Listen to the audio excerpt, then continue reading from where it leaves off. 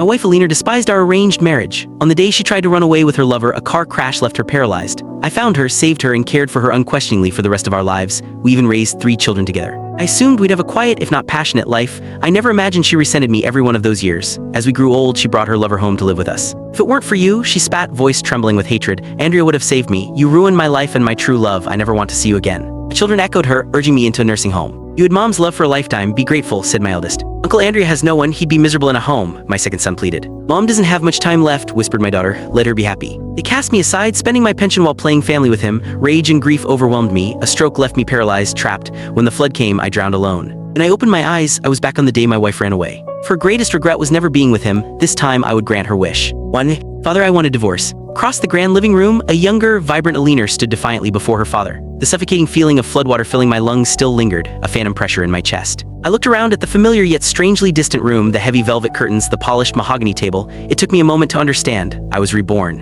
On the ornate chair at the head of the room, the old man's face was a mask of fury. Nonsense, he barked. My father-in-law, Mr. Ashford, alive again after so many years, brought a sting to my eyes. I was an orphan, a beggar he had found on the street and brought into his home. In an era where most struggled for a single meal, he gave me new clothes and full bowls of rice. He taught me to read, sent me to school, and personally mentored me in his business. When I came of age, he gave me a home, a name, and his daughter's hand in marriage. He was more of a father to me than anyone. I owed him everything. My lips parted, about to voice the name I hadn't called him in decades, when Alina's sharp voice cut through the air. Father, I have never once disobeyed you. You told me to marry this coarse, uneducated boy you took in, and I did, she declared, her voice dripping with disdain. But I don't love him. He can't discuss literature or philosophy. He's vulgar. We have nothing in common. Her gaze softened as she continued. Only Andrea understands me. He loves me. He respects me. Only with him do I feel alive, truly in love. Mother is gone. Can you really be so cruel as to watch me waste my life with a man I despise? Her accusations sent a tremor through Mr. Ashford, but he controlled his anger, turning to me with an apologetic look. Alina is young and foolish, Jacob. Don't pay any mind to her words. I gave a bitter smile. Young, our 3 children were already old enough to run around the yard, but perhaps in a father's eyes, a daughter never truly grows up. Alina's cold, merciless gaze shifted to me. My father says he raised you to take care of me, but I have hands and feet. I have a staff of servants. I don't need you. She took a step closer.